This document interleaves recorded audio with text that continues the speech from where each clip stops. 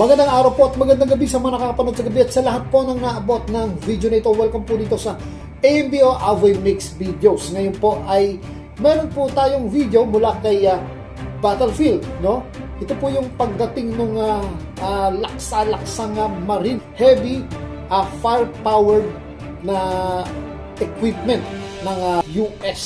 So, ito po yung video at bigyan po natin ito ng ating komento. Siyempre na ating reaction.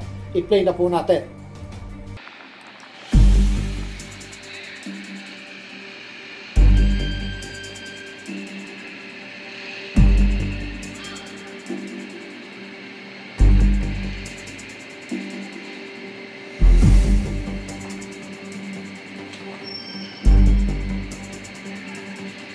Grabe po, no? Ganyan po kaseryoso ang Amerika, no?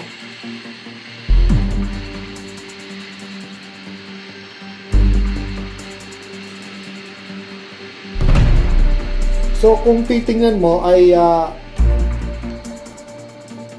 parang ramdam mo rito na talagang may magaganap na digmaan na hindi man pasimulan ng China ay pwedeng pasimulan ng Amerika.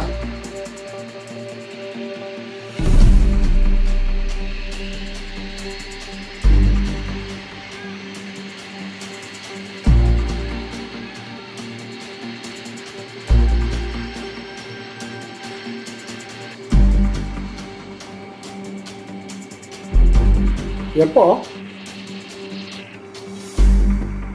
Ito pong video na to na nakikita nyo ay base dito sa pagkaka-upload. Pwedeng matagal na yung videos at na-upload ito. Wala pang isang araw.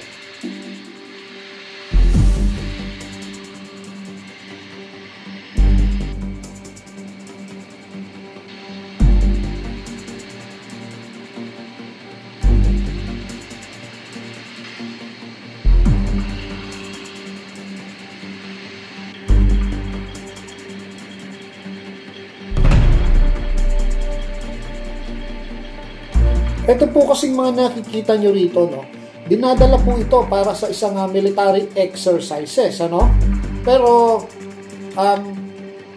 hindi na po ito inaalis pa dito sa bansa natin after nung military exercises, no? Hindi na bumabalik pa ito doon sa Amerika, no? Kung saan man ito nagmula, ay ini-stack na po yan dito sa Pilipinas.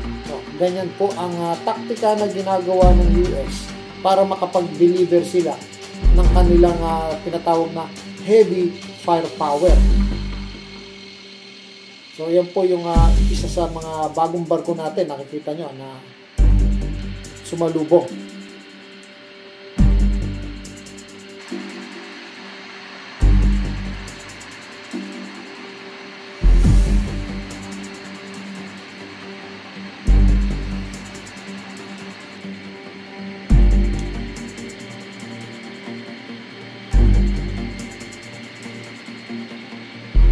Alam naman natin dito sa West Philippine Sea ay hindi lang po ang Pilipinas nagkiklaim dito. May mga ibang bansa pa, no? At hindi lang ang Vietnam, nandyan po ang Indonesia, Malaysia. Meron din po silang mga claim dito sa West Philippine Sea, no? Ang nagiging highlight lang ay ang China at saka ang Pilipinas. Kasi tayo lang po yung agresibo na pumapalag talaga. Although pumapalag din naman ang Vietnam. Pero mas matindi po yung pagpalag na ginagawa natin dito. At nakikipagpatintero po talaga tayo sa dami ng barko ng China. At nakakapagtaka lang wala po tayong nakukuha na tinatawag natin assist sa ating Philippine Navy kung magkakaroon itong BFAR ng kanilang tinatawag na activity dito sa West Philippine Sea. Kaya naman yon nabubugbog yung mga civilian natin, no? Pero I don't know kung civilian yun o maaaring laman ng BFAR na yun O nagpapanggap lang na BIFAR pero pangasundalo, Navy din talaga. Kaya nagiging palaisipan kung bakit walang assist yung mga gray ship ng Pilipinas.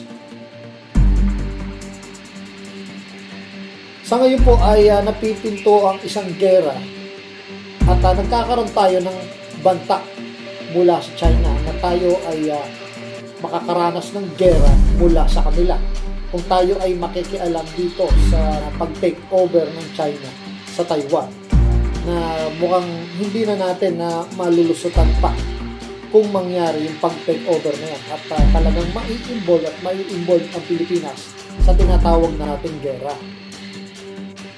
At yun nga, dinala natin dito yung dalawang malalaking higanteng armas ng Pilipinas. Actually, hindi ito armas ng Pilipinas, pero mga kakampi na tumatayong armas na rin natin kasi ito yung Amerika at ang England. At balita ko ho, pati NATO ay handang tumulong sa atin sa pagsiklab ng kung sakali mang sumiklab ang digmaan dito sa pagitan ng China at ang Taiwan. Siyempre, mahigpit din yung pagbabanta ng ginawa ng China na makakatikim ng gera ang lahat ng allied powers ng Amerika.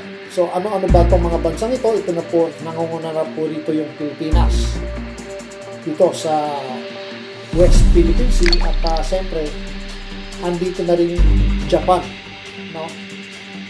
Hindi natin alam kung sino pa sa Southeast Asia nation ang maaaring maging kakampi ng Amerika rito.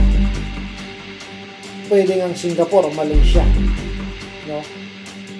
Ang Australia, yan po ay sigurado kakampi natin dyan. Ang South Korea, mga kaalay po yan ng bansang Amerika.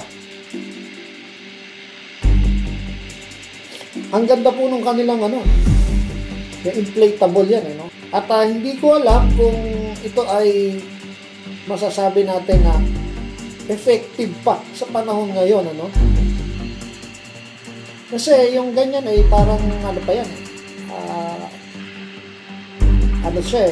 World War II era pa yung mga ganyang klaseng equipment. I don't know kung effective pa yan sa panahon ngayon. Pero malaki siya, no? At nakakatakot tingnan.